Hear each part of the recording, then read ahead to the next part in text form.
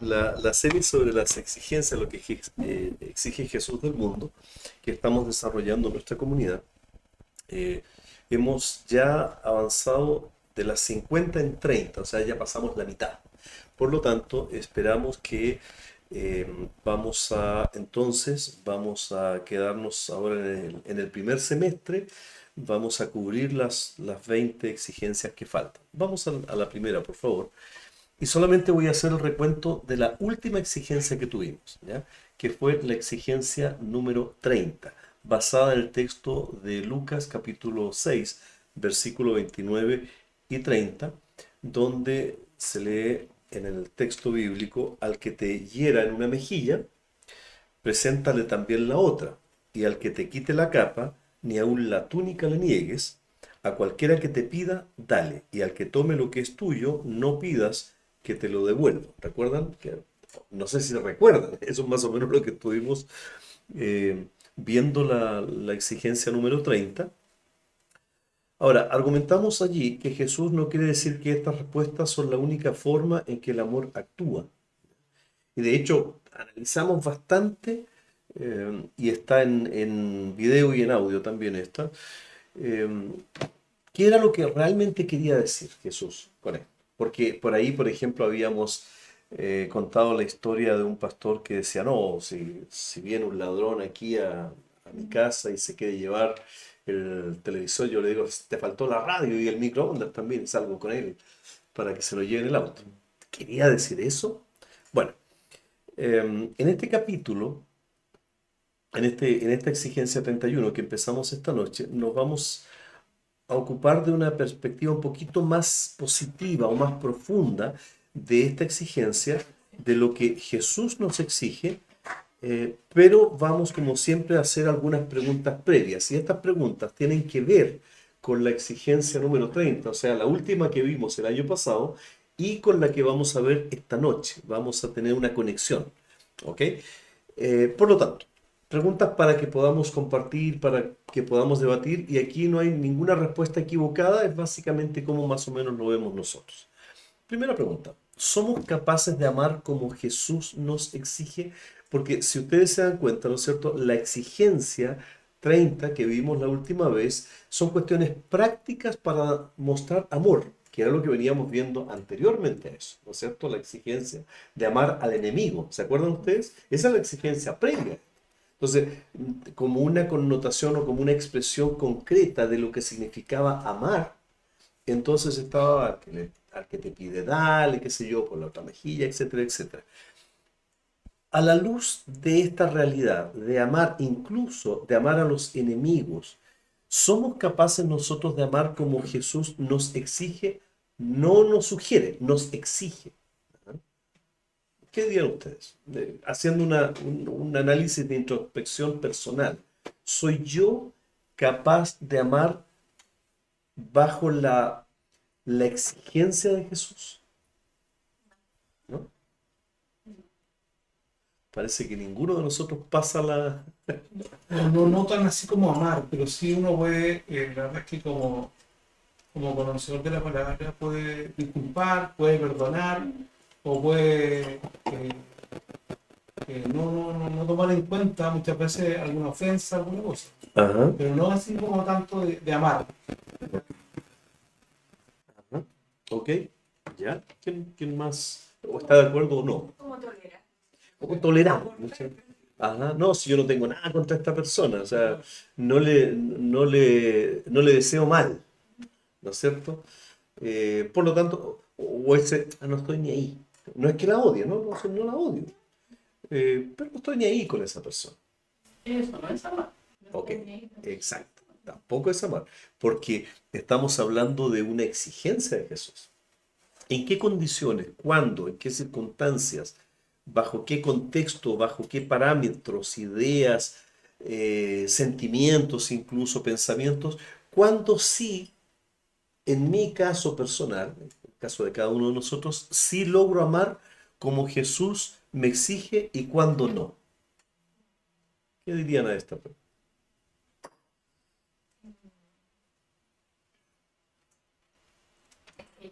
Yo, por ejemplo, no sé si Yo creo que no, no veo un ejemplo de amar como Jesús, Exacto. porque eh, la cúspide del amor es el dar la vida por el otro. Ajá, Y uno eh, tiene muy instalado el chip de soy yo tengo que salir claro. adelante por mí misma, voy yo primero y después mi hermano, voy yo primero y después no sé quién. Claro. Si uno lo ve como en la vida diaria, es así, o al Ujú, menos en mi vida. claro. Uno puede pensar, no, ya yo tengo que considerar al otro como mayor que yo. Y Ujú. ahí uno logra amar, pero en realidad eso es algo muy, muy, muy difícil de conseguir en su totalidad. Bajo ciertas circunstancias, ¿no es cierto? Por Claro. ejemplo, ¿recuerdan ustedes esa película que es Hasta el último hombre? Donde un cristiano o adventista, por cierto, salva a varios de sus compañeros, arrastrándolos para sacarlos de la línea enemiga, ¿no es cierto? Pero en esas circunstancias, ¿viviría las 24 horas del día esta persona así? Yo creo que ¿Nosotros? lo que más se acerca sería quizás un padre o una madre con sus hijos, Ah, ok, ya. que sí Ajá, estarían dispuestos una renuncia diaria claro. y que sí, muchos de ellos estarían dispuestos a morir por sus hijos. Ujú. Y a cosas cotidianas también, ¿no es cierto? A la negación, por Claro. ejemplo, mi padre no fue ni el peor ni el mejor padre del mundo, un padre normal, ¿ya? Pero yo recuerdo que él, por ejemplo, con 5 hijos, cuando quedó viudo, él compraba un chocolate y siempre lo repartía entre nosotros, y yo me acuerdo muy bien, sin ser súper cariñoso, nunca decía, este pedazo más grande para mí. De hecho, muchas veces lo repartía entre nosotros y él no tocaba nada, ¿ya? Dice, no, si yo no quiero, ¿ya? Pero interiormente él estaba de alguna manera expresando negación. Era una expresión de negación en una circunstancia determinada. Y es efectivo que nosotros muchas veces no pensamos tanto en el otro, sino en nosotros mismos. Eso es lo normal. Y algunas veces pensamos en nosotros mismos y aún ni siquiera nos amamos a nosotros mismos. Había un meme que decía, leí un libro que se llama Conócete a ti mismo y ahora me caigo mal. A ese punto, ¿no? Am, ¿En qué circunstancias puedo llegar a amar como Jesús exige? ¿Hay alguna circunstancia? ¿Hay algún momento? La situación, como dicen ustedes, con nuestros hijos posiblemente es lo que más se acerca. ¿Y cuándo no? Cuando no amamos como Jesús nos está exigiendo, siendo nosotros sus hijos, sus seguidores. Se nos hace muy difícil amar a nuestros enemigos. Ajá, ok. En circunstancias donde nos hacen daño, vemos que nuestra comodidad o quienes somos es afectado. Ujú, ujú, Pero cuando no es así, se nos hace mucho más fácil amar como Jesús. Es como, claro, trato de amar a mi esposa, por ejemplo, darme un ejemplo como Cristo me amó, pero pasa que falta que solamente en un momento me, me lleve la contra o afecte claro, mi ego claro. o mi comodidad, todo eso, y va a ser como Un así como detonante, señor. O te la para llevas o te la para envío. defraudarla. Yo creo que muchas veces pasa por eso Sí, la dificultad, bueno, Yo claro. creo pecado. que ahí está el punto, como de cuando pasan a llevar fuego, como de Ah, que si uno no se humilla ujú, delante del otro, es súper difícil amar a la otra persona. Porque si, no sé, creo que el ujú. orgullo y la humildad van muy de la mano en el poder. Leo, No, ok, o sea, dale. lo único sería como no creo que sea tan blanco y negro. Creo que hitos, momentos, Ujú, cuando uno empieza a amar como si tú inmediatamente empieza con una constante de algo, pero por ejemplo en algún momento, no sé, si tu ego es herido, te duele, y el amor en la Biblia al menos quizás, no sé si necesariamente con este texto, pero no muy relacionado con las acciones, ¿sí? ujú, Amén no solo de palabras, sino de claro. hechos, en fin, de tal manera me dice el mundo que Dios. Entonces al final hay momentos en los que, por ejemplo, uno se puede ver tentado a reaccionar en venganza o no hacerlo, pero uno decide, por ejemplo, reaccionar, no sé, en la misma situación de familiar o algo así, Y mi ego fue dañado y me dolió, pero aún así reacciono bien. Y aún así, a pesar de eso, digo, ¿sabes qué? No importa, tranquilo, va a pasar, no sé qué. Claro, no es la constante, obviamente, como Cristo, que en todo momento, las 24/7, en cada punto, no de forma perfecta, pero también yo no creo que el Señor sea un mentiroso, de que si nos exige momentos en los que tenemos que amar de una manera, es por algo. Si no, ¿qué sentido tiene? O sea, está bien, Claro. es una ley que es para condenar, pero no necesariamente eso. O sea, Claro. lo vemos en el Claro. Nuevo Testamento la exigencia de amar. Sería como tramposo Jesús exigir algo que no sea posible, ¿no es cierto? Porque si ustedes se dan cuenta, en 4 preguntas, 3 tienen la palabra exige. O sea, y Jesús exige. ¿Cómo nos exige algo que sabe que no vamos a cumplir? ¿Será que no lo podemos cumplir en realidad? ¿Qué es entonces lo que Jesús está exigiendo en estos mandatos radicales? Uno de ellos es Lucas capítulo 6. Ujú. ¿Cómo logra exigirnos que amemos a los enemigos si para nosotros eso no es natural? Entonces la pregunta, todo esto lo tenemos que dar vuelta, masajear un poquito, ¿no es cierto? Y hacernos una última pregunta. ¿Cómo o cuándo entonces somos capaces de amar como Jesús nos exige? Porque o si no, Jesús no nos exigiría eso, si no fuéramos capaces. ¿Cuándo somos capaces? ¿Cómo somos capaces de cumplir una exigencia que viene de Jesús y que es una exigencia, que no es una sugerencia? Cuando Jesús hace su obra en nosotros y podemos, y claro, cambiar este corazón. Por ahí va la cosa, ¿no es cierto? Miren, vamos esta noche a los textos bíblicos. ¿Cuáles son los textos bíblicos que tenemos? Son 4 textos bíblicos, no son los únicos, por cierto, pero que nos van a orientar mucho, ¿no? Al que te hiera en una mejilla, preséntale también la otra, y al que te quite la capa, ni aun la túnica le niegues. A cualquiera que te pida, dale, y al que tome lo que es tuyo, no pidas que te lo devuelva. Esa es la basada en la exigencia número 30. Ese es el texto en el que lo basamos, ¿no es cierto? Pero noten ahora la secuencia. Amen a vuestros enemigos, o sea, va más allá todavía, ¿no es cierto? Amen a vuestros enemigos, oren por quienes los persiguen. Y uno se empieza a considerar, tenemos una guerra en Rusia y en Ucrania, tenemos una guerra en Irán, donde hermanos nuestros en Nigeria están siendo perseguidos, en el Congo y en varios otros lugares, y están siendo masacrados, están siendo mutilados, y les pedimos a ellos que oren por quienes les están haciendo estas cosas. ¿Para qué? Para que seáis hijos de vuestro Padre que está en los cielos. Hay una relación, hay un elemento, hay un principio que está detrás de la exigencia, ¿no? Sean pues misericordiosos, en Lucas 6, en el mismo capítulo, ¿no es cierto?, algunos versículos antes de esta primera exigencia, como también vuestro Padre es misericordioso. Y en el mismo capítulo, el versículo anterior dice, amen pues a vuestros enemigos y hagan el bien y presten, no esperando de ello nada, y será vuestro galardón grande. Hay una secuencia, hay una cuestión allí, hay un principio que debemos ponerle mucha atención porque es la extensión de la exigencia 30, es como un saltito más adelante de la exigencia 30, que es la exigencia 31, que es esta noche. Ujú. Amen a vuestros enemigos para demostrar que son hijos de Dios. En eso nos vamos a concentrar esta noche.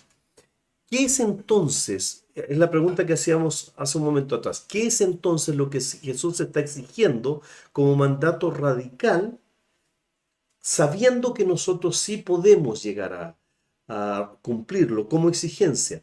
Porque no puedo evitar llegar a la deducción de que detrás y dentro de estos mandatos está la exigencia de ser radicalmente libres para llegar a amar. Y un poco lo que decías tú, Balito, ¿cuáles son los elementos que no nos permiten amar? ¿Cuáles son las trabas? ¿Cuáles son las barreras que no nos permiten amar? ¿Qué hay detrás de eso? ¿Qué es lo que afecta? Lo que Leo decía también, ¿será el orgullo? ¿Será el amor a las cosas? ¿Será la necesidad de seguridad? ¿Será el honor de quien soy en esta tierra? ¿No será este tipo de cosas que son las trabas que no nos permiten ser capaces de amar de acuerdo a la exigencia de Jesús? Que no nos permiten rendirnos, ¿ya?, a lo que Jesús nos exige, y por lo tanto no nos permiten ser capaces de cumplir esa exigencia. Bueno, Jesús, vamos a la siguiente, por favor. Jesús es, de acuerdo a la Biblia, Jesús es nuestro tesoro, ¿no es cierto? Jesús es es quien debería ser nuestra seguridad aquí y más allá, y Jesús debería ser nuestro propio orgullo. Ajá. No los ofenden a ustedes, me ofenden a mí, les decía Jesús a sus discípulos. Pensemos en esto, ya, en términos bien concretos. Volver la otra mejilla cuando hemos recibido un golpe, una bofetada, es indignante. Normalmente, y el contexto en que Jesús lo está poniendo, ¿no es cierto?, cuando dice den la otra mejilla, es en un contexto público, no privado. ¿Ya? ¿Qué se afecta cuando me abofetean públicamente? Mi orgullo, ¿no es cierto? El ego, claro. Yo soy capaz de defenderme, pero no lo hago. Aquí es interesante porque no apela a la capacidad de aguantar que hace Jesús a la persona que está siendo bofeteada.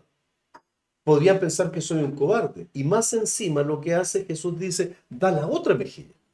¿No? O sea, hunde el ego, hunde el orgullo hasta su expresión máxima.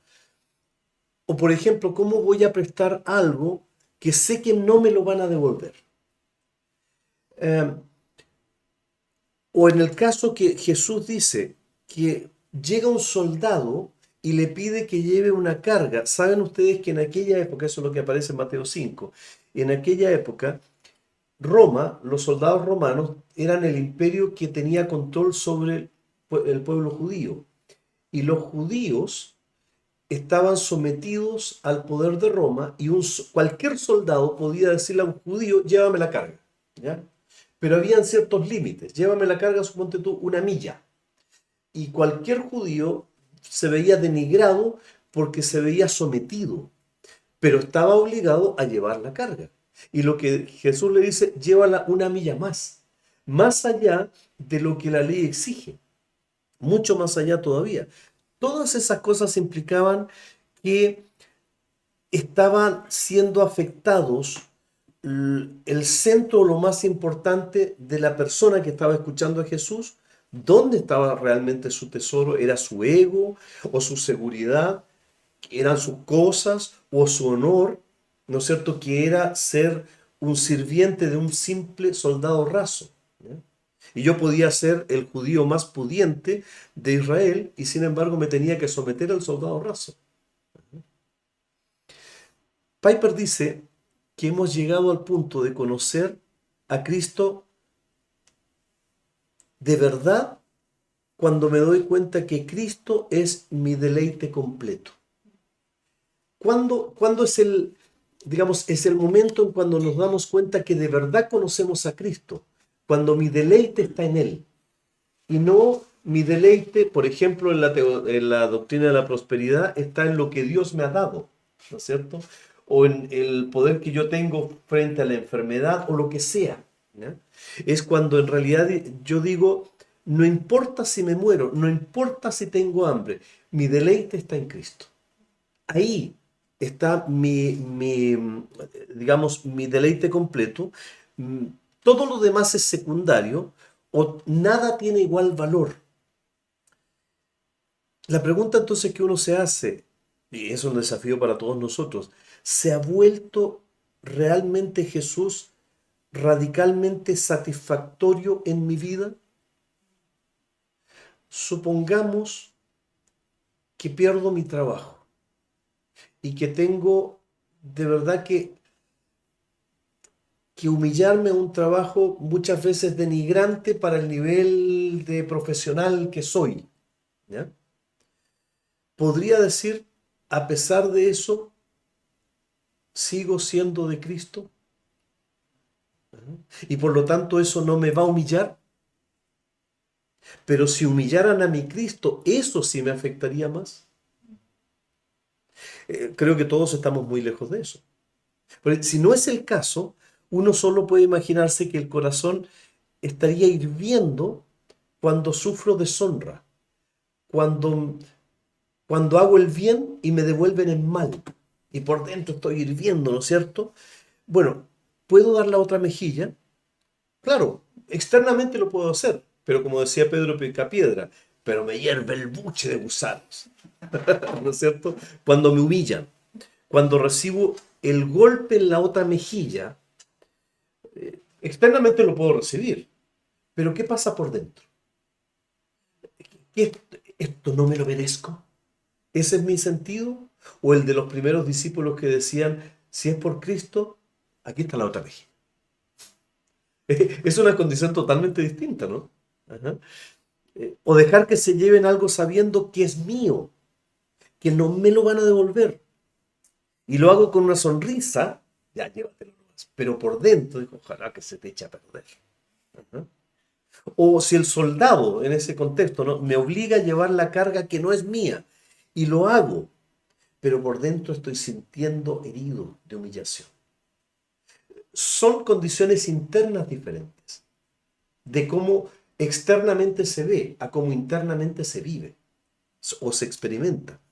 Bueno, Jesús no estaba exigiendo este tipo de entrega o de acción superficial, sino profunda. O sea, lo que estaba detrás de la exigencia de Jesús no es que simplemente llevaras la carga del soldado o dieras la otra mejilla para que todos te vieran, sino cómo estás por dentro frente a eso. No por fuera, sino por dentro. Por eso podemos deducir que en todas estas exigencias o mandatos de Jesús, a lo que Jesús, y aquí está la clave del asunto, a lo que Jesús está animándonos es a una transformación en nuestros corazones que lo busca Él primero y que incluso es más, si podemos ir más atrasito por favor, en el último texto bíblico. Ok, ujú, porque vuestro galardón será grande. O sea, poniendo nuestra mirada allá. Quizás podrían decir algunos filósofos esto es estoicismo puro, eventualmente, pero hacia allá estaba apuntando Jesús. Porque no sería un error subrayar solamente que el Señor nos estaba animando a que en realidad haya un proceso de transformación en nuestros corazones cuando le conocemos a Él, que al final de cuentas uno puede decir mi honor, mi seguridad, la certeza de lo que yo tengo, en realidad no tiene valor si es que le pertenezco a Cristo. Eso tiene más valor. También Jesús nos anima a que realmente hagamos el bien por nuestro enemigo y que queramos hacer el bien a pesar de que nuestro enemigo no se lo merece. Y de hecho es más, incluso orar por nuestros enemigos. Y el enemigo es un canalla que no se merece el bien. Pero quiero llegar o aprender a orar por él, para él, porque eso es lo que hizo Jesús. Ese es el punto radical al que está llegando Jesús. Porque el verdadero bien al que debemos aspirar, si amamos a nuestro enemigo, es que, por ejemplo, las peticiones del Padre Nuestro se hagan realidad en la vida de ellos. Perdónalos, así como nosotros hemos sido perdonados. Eso cambia radicalmente nuestro interior.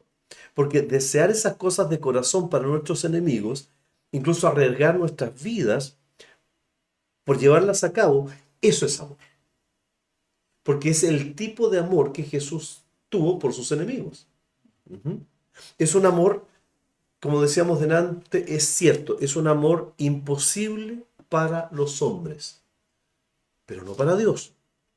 De hecho, Cristo se entregó no a regañadientes, no dijo desde la cruz, perdona a estos desgraciados, sino profundamente perdónalos porque no saben lo que hacen. Su amor fue genuino y Dios lo envió, también Dios el Padre, con amor genuino. Por tanto, no podemos amar si no hemos nacido de nuevo. No podemos amar si habiendo nacido de nuevo, quien mora en nosotros es el Espíritu de Cristo. Y no podemos llegar a amar incluso a los enemigos si Cristo no vive en mí. Ese es el proceso de transformación, que cambia radicalmente todo nuestro entender. Ahora, este es un proceso. ¿Por qué? Porque nos vamos a encontrar con situaciones complejas. Por ejemplo, ¿qué pasa cuando tratamos con un mentiroso hábil? Dice Piper. Ajá. ¿Qué pasa cuando sé que estoy haciendo el bien a personas que sé que se están aprovechando?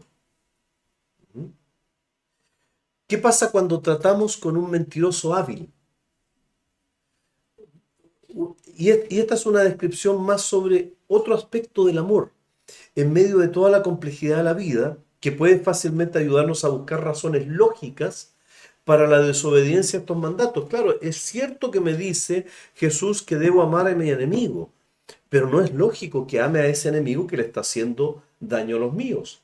Y eso es un razonamiento lógico, ¿no es cierto? Debemos recurrir entonces ¿a qué?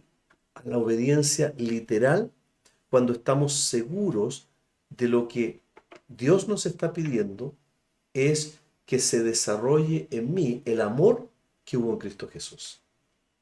Por ejemplo, ¿debo dar a los que piden dinero en las calles en nuestro contexto en Chile? Algunos ciertamente están sufriendo.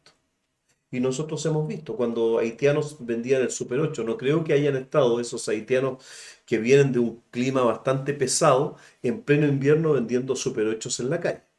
No creo que lo hayan hecho por gusto. Pero también sabemos que hay otros que están engañando a todo el mundo. Ese que tenía la pata de palo y que cuando llegaba al negocio se sacaba la pata y estaba pidiendo, digamos, monedas en la calle. O en otros contextos donde son mucho más poderosos. ¿Cómo hago bien a los que piden sabiendo que están engañando? ¿No será que solamente se están aprovechando? ¿Qué dice, por ejemplo, Proverbios sobre los perezosos? Yo he estado leyendo los proverbios y enaltece la diligencia, aquellos que trabajan, la riqueza, etc. Y condena constantemente a aquellos perezosos. Y el castigo de los perezosos es la pobreza. La pobreza no por las circunstancias, sino por la pereza, ¿ya?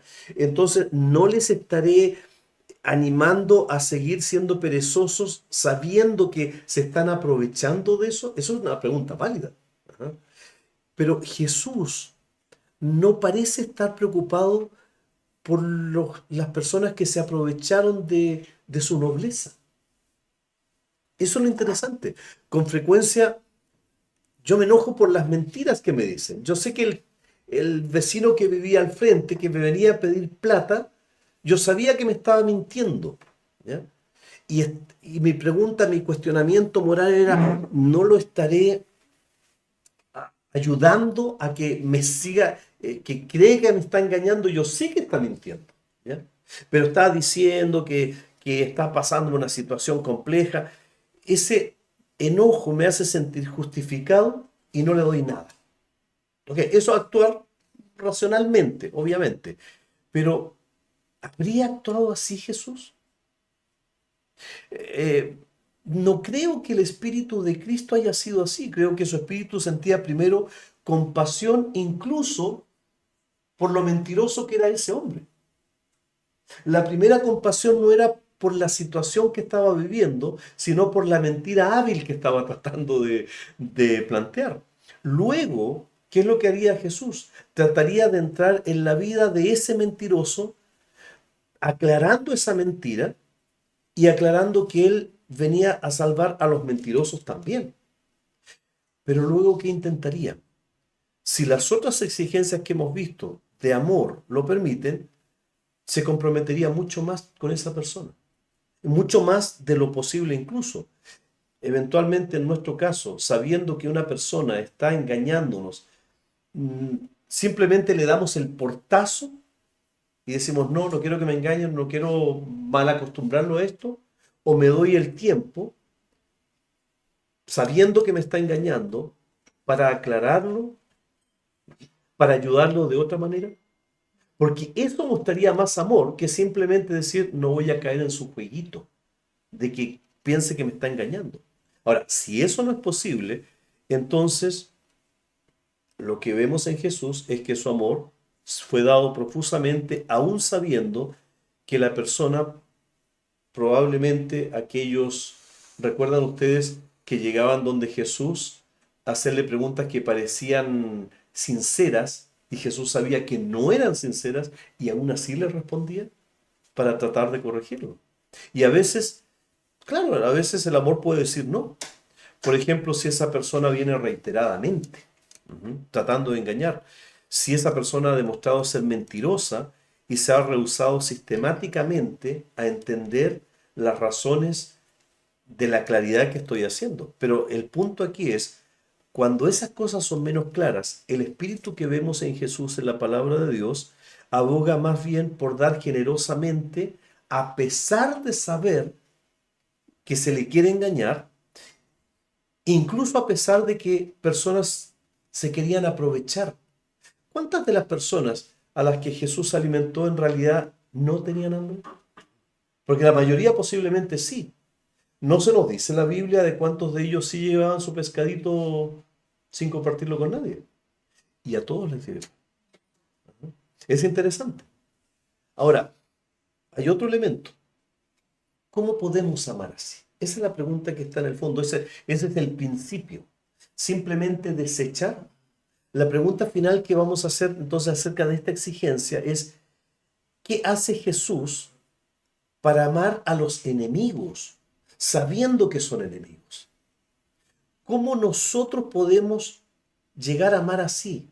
O la pregunta es, ¿podemos llegar a amar así a los que son enemigos porque un mentiroso es un enemigo? ¿Porque un usurero es un enemigo? ¿Porque una persona que te hace daño es un enemigo? ¿De dónde proviene el poder para amar a los que sé que están engañando? Piensa, por ejemplo, cuán sorprendente es cuando aparecen este tipo de personas en el mundo real. Resulta increíble que una persona ama de esa manera a pesar de que está siendo engañada. No sé si alguna vez ustedes vieron la película o leyeron el libro La cruz y el puñal, de David Wilkerson. Por favor, terminen de leerlo. David Wilkerson estuvo en Chile. Él trabajó entre las pandillas en Estados Unidos, en Nueva York, en el Bronx. Y este hombre en realidad sabía que cuando estaba predicando incluso a Nicky Cruz, estos tipos eran malos de adentro, ¿ya? Y aún así, a pesar de eso, los quería servir. Y en algún momento, Nicky Cruz con un cuchillo le dice, ándate de aquí. Y a pesar de eso, le dice David Wilkerson, Cristo te ama y yo te amo. Entonces, Nicky Cruz le dice, si sigues diciendo eso, te voy a cortar en 1000 pedazos. Y David Wilkerson le dice, y cada uno de esos pedazos te va a decir que te ama. Para nosotros, hay 3 respuestas posibles para llegar a ese punto. Es raro, por supuesto, es extraño, es imposible para el ser humano. Si nosotros vamos al texto de Lucas capítulo 6, desde los versículos 26 al 36, dice Jesús, a ustedes, para los que oyen, les digo, amen a vuestros enemigos, hagan el bien a los que los aborrecen, bendigan a los que los maldicen, oren por los que los insultan, al que te pegue la mejilla, preséntale también la otra, y al que te quite la capa, no le niegues la túnica. A todo el que te pida, dale, y al que te quite lo que es tuyo, no se lo reclames. Y así como quieras que los hombres les hagan con ellos de la misma manera. Si amas a los que aman, a los que te aman, ¿qué mérito tienes? Porque también los pecadores aman a los que los aman así. Si haces bien a los que les hacen bien, ¿qué mérito tienes? Porque también los pecadores hacen lo mismo. Si prestan a aquellos de quienes esperan recibir, ¿qué mérito tienen? También los pecadores prestan a los pecadores para recibir de ellos la misma cantidad. Antes bien, amen a sus enemigos, hagan el bien, presten sin esperar nada a cambio, y tu recompensa en el cielo va a ser grande, y seréis dice hijos del Altísimo, porque Él es bondadoso para con los ingratos y los perversos. Sean misericordiosos, así como su Padre que está en el cielo es misericordioso. Ok, ¿cuáles son los tres aspectos que aquí nosotros podemos ver? Lo primero lo encontramos en la promesa de que si amamos a nuestros enemigos, vamos a ser hijos de Dios. Eso es lo que dice Mateo capítulo 5 también. Amen a sus enemigos y oren por los que los persiguen para que sean hijos de nuestro Padre que está en los cielos. Y la idea que podría aparecer aquí es que si yo amo a los enemigos, entonces voy a ser un hijo de Dios. Eso parece decir el texto, pero no es así. Cualquier persona que lo escucha sin darle una vuelta piensa que uno entonces debería primero convertirse en una persona que ama a los enemigos, entonces recién Dios le va a aceptar, ¿no es cierto?, como hijo. Bueno, obviamente, en realidad lo que el texto está diciendo, por muchas referencias que vamos a ver, es que si uno ama a sus enemigos de esa manera, está probando que ya es un hijo de Dios. Porque amar a los enemigos no es posible para el ser humano. Amar a los enemigos de esta manera es solamente posible para un hijo de Dios. Un hijo de Dios es el único con la capacidad de amar a los enemigos. Es decir, uno demuestra que es un hijo de Dios actuando como actúa Dios. Y así ha actuado Dios. Si uno es su hijo, entonces el carácter del Padre va a estar presente en el Hijo. Lo que el Padre normalmente hace es lo que el Hijo quiere hacer.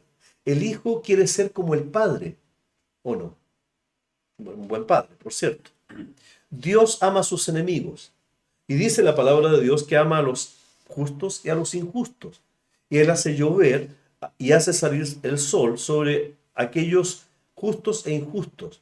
Si nosotros primero somos hijos de Dios, entonces vamos a tener la capacidad y el anhelo de amar a los justos y a los injustos. Ahí se entiende la demanda de Jesús. Dale la otra, por favor.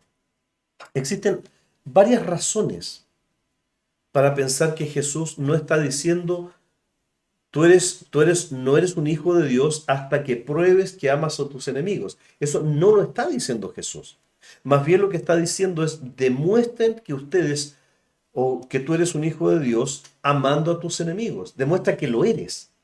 La primera parte viene del párrafo más cercano y tiene su paralelo en Lucas. En Mateo 5:48 dice, sean pues ustedes perfectos como vuestro Padre que está en los cielos es perfecto. Eso es lo que está diciendo. Y en Lucas 6 dice, sean pues misericordiosos como también vuestro Padre es misericordioso. O sea, esa es la consecuencia. Ambas declaraciones suponen que los discípulos se les anima a amar, incluso amar de manera perfecta, a justos e injustos, porque ellos son hijos de Dios. No podrían amar de otra manera. No para que se conviertan en hijos de Dios, sino para que den muestras de que ya lo son. Confirmado entonces esta interpretación de Mateo 5, para que sean hijos de vuestro Padre, o sea, para que puedan probar que son hijos de vuestro Padre, existen ciertos paralelos también, por ejemplo, en Juan 15:8, donde Jesús dice, en esto es glorificado mi Padre, en que lleven mucho fruto y sean así mis discípulos. Aquí, sean así, se traduce el mismo verbo, por supuesto, que se traduce en Mateo 5, donde dice que es posible llevar fruto, pero aquellos que ya son discípulos. Es decir, si ustedes permanecen en mí, van a poder llevar frutos, dice Jesús. Los pámpanos, a eso se refiere, ¿no es cierto? Y ahora entonces lo que está diciendo es demuestren por sí mismos que lo que están haciendo, los pámpanos, o sea, llevar frutos, es porque están sujetos a la vid, porque son de la vid, porque solo un árbol bueno da buenos frutos. Otro argumento aquí es que amar a nuestros enemigos prueba de que somos hijos de Dios, no que nos vamos a convertir en hijos de Dios si amamos a los enemigos. Esto es A ver, en el mundo católico esto es muy recurrente, católico romano, ¿no? Tú haces buenas obras, entonces para que Dios te acepte. Aquí lo que está diciendo Jesús es distinto. Tú haces buenas obras porque tu Padre es el que te ha puesto su espíritu dentro, que no te permite otra cosa que hacer buenas obras. Ajá. No es que las buenas obras te hagan bueno, sino que si eres bueno, o sea, eres hijo de Dios, vas a hacer como resultado las buenas obras. Ese es el principio de Mateo 5, donde Jesús dice, así alumbre la luz de ustedes delante de los hombres, para que vean las obras que hacen y glorifiquen a su Padre que está en el cielo. Ahora, fíjense aquí dos cosas. Una es que Jesús habla a sus discípulos y dice que Dios es el Padre de ellos. No les dice, Él puede llegar a ser su Padre. Les dice, Él es su Padre. Esa es la consecuencia. El ser hijos de Dios hace como consecuencia que seamos entonces personas que vamos a amar incluso de la manera que es imposible para alguien que no es hijo de Dios. Vamos a la siguiente, por favor. ¿Cuál es el segundo aspecto? Fíjense que cuando los hombres vean las buenas obras de los discípulos, como amar a los enemigos, ellos van a glorificar al Padre, no a ellos. No van a decir, esto es lo que dice Jesús, no dice, van a decir que ustedes son buenos, sino van a decir, su Padre fue. Porque lo que están haciendo es evidente. ¿Por qué? Porque su Padre está con ellos ayudándoles y dándoles la capacidad para hacer algo que sin Él no podrían hacer, que es amar a los enemigos. Si hicieran las buenas obras por sí mismos, para poder convertirse en hijos de su Padre, el mundo vería las buenas obras de ellos y los glorificaría a ellos. Pero no es lo que está diciendo Jesús así, aquí. Entonces Jesús no solo está diciendo que Dios ya es el Padre de los discípulos antes de que ellos hagan las buenas obras, sino también por deducción, que esta es la razón por la que ellos pueden hacer las buenas obras de amor que hacen, porque son hijos del Padre. Es interesante porque es digamos, es un argumento circular que no tiene salida. La luz que alumbra a través de ellos es la luz del amor de su Padre dentro de cada uno. No tendrían esa luz si no fueran hijos del Padre. Entonces, cuando Jesús dice, amen a vuestros enemigos, oren por los que los persiguen, para que sean hijos de nuestro Padre que está en los cielos, lo que está diciendo es para que, amando a vuestros enemigos, se ganen el derecho a ser reconocidos por los demás como hijos de Dios, porque eso se reconoce en Dios. No se puede ganar el estatus de hijo, sino de ser reconocido como tal. ¿Ah? Uno no nace en la vida siendo hijo de Dios. Uno es adoptado, pero una vez adoptado, y cuando el Espíritu de Dios comienza a trabajar, entonces esa adopción comienza a desarrollar efectos. No puedo esforzarme yo para conseguirlo. Jesús quiere decir que al amar a nuestros enemigos, simplemente lo que hacemos es demostrar que Dios ya se ha convertido en nuestro Padre, que Dios nos escogió y que la única razón por la que somos capaces de amarlos es porque Él nos ama y ha suplido entonces primero nuestras necesidades, orgullo, seguridad, certeza, etc. Por lo tanto, la primera respuesta a cómo podemos amar a nuestros enemigos, que era la pregunta que nos hacíamos al principio, es que siendo hijos de Dios, nos libera de todas las ansiedades del mundo, porque nos comienza a hacer mirar más allá. Nosotros no tenemos que perder nuestro tesoro, nuestra seguridad, nuestro honor, porque nos maltratan o por la pérdida de nuestras posesiones personales. Ese es el planteamiento de Mateo. Por eso es que Mateo 6, Jesús dice, no se afanen porque pensando qué van a comer o qué van a beber o qué van a vestir, porque los gentiles buscan estas cosas, pero vuestro Padre, o sea, ustedes ya son hijos de Él, saben de las cosas que necesitan y por lo tanto las va a suplir. ¿No se venden acaso 2 pajaritos en un cuarto, decía Jesús? Ni uno de ellos, sin embargo, se vistió con los ropajes que el Padre le viste. Entonces, no teman, más valen ustedes que muchos pajarillos. No temamos entonces si no tenemos seguridad económica. No temamos entonces si nuestro orgullo se ve afectado. No temamos entonces si nos humillan. ¿Por qué? Porque somos hijos de ese Padre que nos da mucho más, incluso la capacidad de hacer lo que ellos no pueden hacer, amar incluso hasta los enemigos. Y esa profunda sabiduría y ese cuidado de Dios, infinitamente sabio, por supuesto, del Padre Celestial, nos hace libres de esa clase de riesgos radicales, de esa pérdida de todo lo humano que exige como base, como principio, para poder llegar a aprender y a ser capaces de amar a los enemigos. Y termino con esto. Vamos a la siguiente, por favor. Vamos terminando con esta parte. Con todo esto está entremezclado con lo que decíamos anteriormente. Ese mandato de Jesús tiene una promesa. Amen a vuestros enemigos, dando todo, no se preocupen de todo lo que les da seguridad, porque su seguridad es Jesús, es Cristo. Dios ya los escogió. Tanto así que como son hijos de Dios pueden amar a los enemigos. Pero todo lo que hayan perdido acá van a tener un galardón mucho más grande allá. ¿Recuerdan cuando los discípulos le preguntan a Jesús, nosotros hemos entregado todo, ¿qué vamos a recibir? Mucho más allá. Ajá. Ese es el galardón al que se está refiriendo Jesús. Jesús promete un galardón grande si amamos a nuestros enemigos, no en esta vida. El galardón es en el cielo. Amen a vuestros enemigos, hagan el bien, no esperen nada de ellos y su galardón va a ser grande. Ahora, este razonamiento de Jesús, esta razón por la que la recompensa que plantea está en el cielo, no en la tierra, es justamente porque amar a nuestros enemigos nos puede llegar a costar la vida. Imagínense las personas que están en estos momentos, como decíamos al principio, están siendo perseguidos en Nigeria, en el Congo, están en medio de una guerra. Si el galardón estuviese puesto en esta tierra, cuando pierden su vida, no lo recibirían. El argumento de Jesús es que allá está. Por eso dice, bienaventurados sois cuando por mi causa los persigan y digan toda clase de mal, incluso hasta los maten, porque vuestro galardón está en los cielos.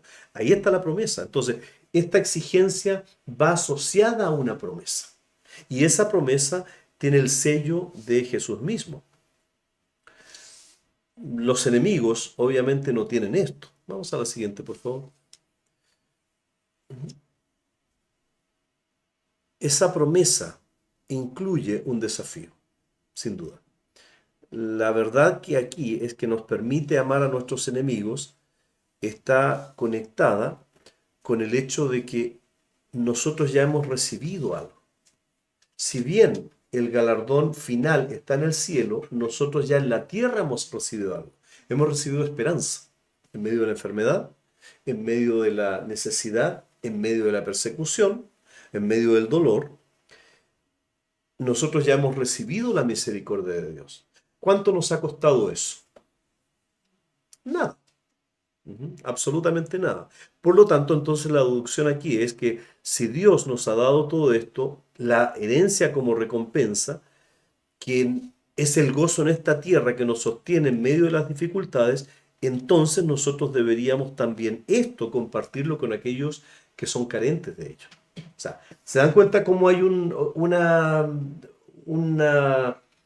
digamos, línea discursiva muy lógica, muy interesante, que llega a esta conclusión? La última, y aquí no tiene nada. Dios nos ha perdonado y nos ha elegido por pura gracia. Dios nos ha perdonado nuestros pecados y nos ha dado vida eterna. ¿Qué es lo que dice Jesús? Tus pecados te son perdonados.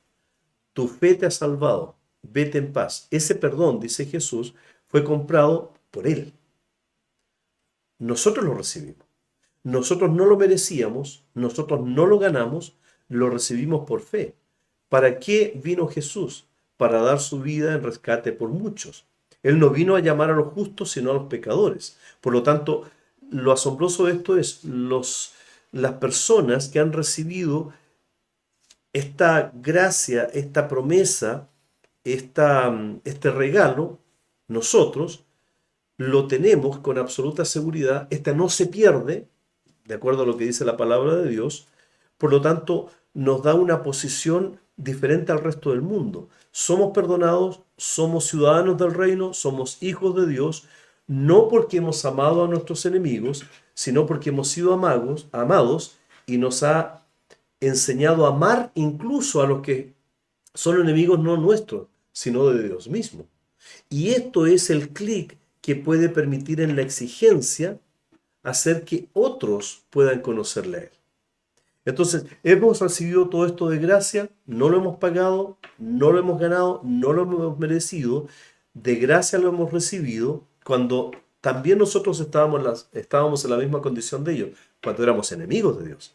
Entonces, ahora que nos toca dar, basados en la certeza que tenemos de que hemos sido escogidos y perdonados, en la capacidad que tenemos de poder amar a los enemigos, en la certeza y en la seguridad de que Dios nos ama, en la promesa de la vida eterna, en otras palabras, nosotros podemos dar por gracia el amor incluso a nuestros enemigos, demostrándoles a ellos que nosotros somos hijos de Dios y eso va a llevar gloria a Dios.